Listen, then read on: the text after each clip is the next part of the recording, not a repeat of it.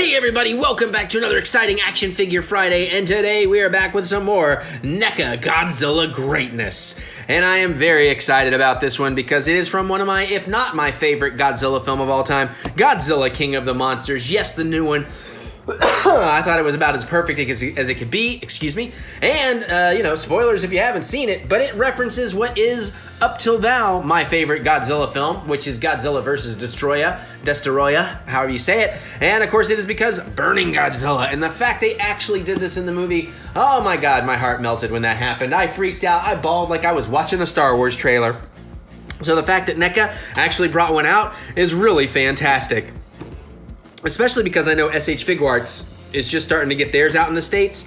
But I gotta be honest, as much as I love my Figuarts, especially with Dragon Ball, I have been pretty unimpressed with the Godzilla Figuarts. I do think the NECA, at least when it comes to Godzilla, I think the NECA figures actually vastly superior to the Figuarts. They're not quite as posable, but I think they're more durable. I think they look a little bit better. I think the paint works better. I think they're well constructed. And unlike the Figuarts one, you don't really get all these like weird holes in the body when you pose them certain ways. So I do appreciate that. And here we go. I also love that they are going with the whole window box packaging. That's always been super cool. Plus we get a nice little background, which is fun to save for some kind of action figure photography in the future. And apparently, depending on how you put a light on this one, it does some very neat things. So maybe we'll actually even try that. I just noticed I have some little mini lights on standby here to the side. So we'll see what we think. But let's pop into the box and let's pep this puppy out. And I may have to pause to deal with the tail because as you can see, they suggest dipping it in warm water. I feel like, I don't know, I feel like it's wet and messy. I like the hairdryer method, where I take it and I basically blast a hairdryer into the socket end for about 20 seconds, put it together, and then after a second or two, boom, it's all perfect. But we'll see what happens. Maybe this will be the first one I ever get done without that. I would not hold your breath. All right, now, the other neat thing about this, ooh, I really like that background. It's not what I thought it would be, but it's really cool, and it's definitely of the scene that it comes from, so that's great. Oh, you even got the crashed Monarch copter there. Very nice. All right, we'll set that to the side. Totally forgot what I was gonna say. So, oh well. Looks like there is these things, but mine is already unwrapped from it. So, oh good, we get the double nightmare. We also get the twist ties. However, I prefer the twist ties over these things, so can't get too upset about it. However, they somehow have the twist ties under there, which is you know what? Yeah. We're not gonna even mess with it. There, done. So much faster. And all the pieces fall out into place.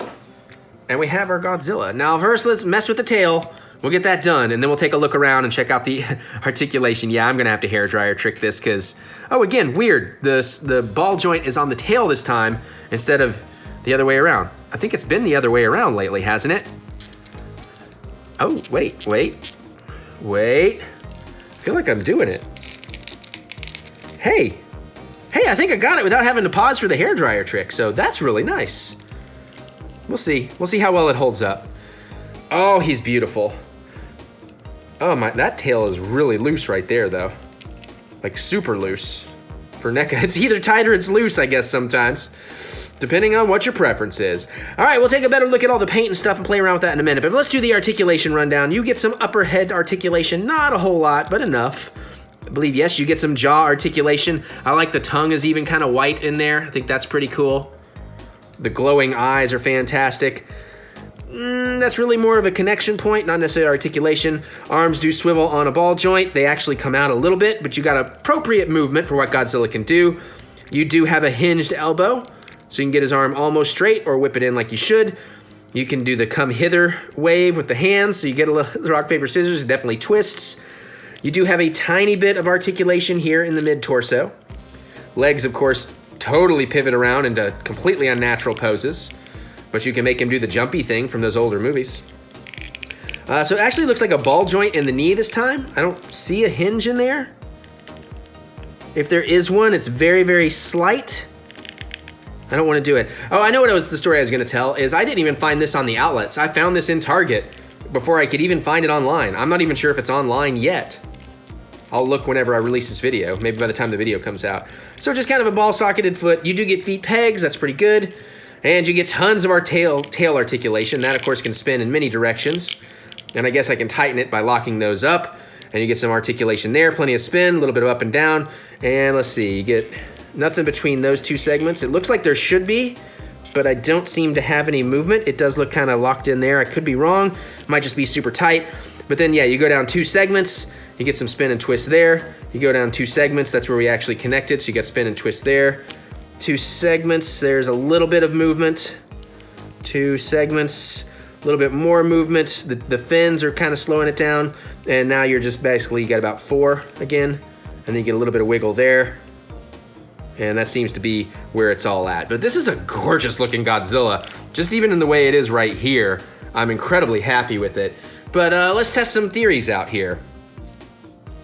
So yeah, the dorsal fins are definitely a little bit translucent. The head, the arms, like I think that's working. I think you can tell that, you know, if you light it from behind, you're gonna get some really neat lighting effects. It looks like even the legs do it. The tail, like the whole thing is actually semi-translucent, except maybe like the big mass of the body, but I think that's mostly just mass. But I think, can you even tell that you can kind of get his chest lighting up too? Yeah, that's pretty cool. That is an awesome effect. And you know, you can up light, that's not really gonna do a lot. But that is awesome. This is one of the best of the NECA Godzillas, I think even, but a lot of that is just the paint work. Because again, it's pretty much the same mold as the basic Godzilla. I mean, there might be some differences. I don't think I have him.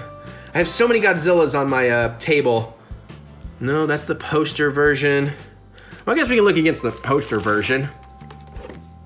Yeah, it's pretty similar. I don't know, some of this tail work seems a little bit spikier, maybe like right in here. No, those bits are there too. All right, so it is pretty much the same mold, but there ain't nothing wrong with that. It's still gorgeous. It's gonna look great in my Godzilla collection. And now I really kind of want to go rewatch the movie. It's been too long. I've only seen it like 5 times so far. And it is just an awesome, awesome, huge budget version of a Heisei film. And Heisei era is my favorite, so of course I'm gonna love it.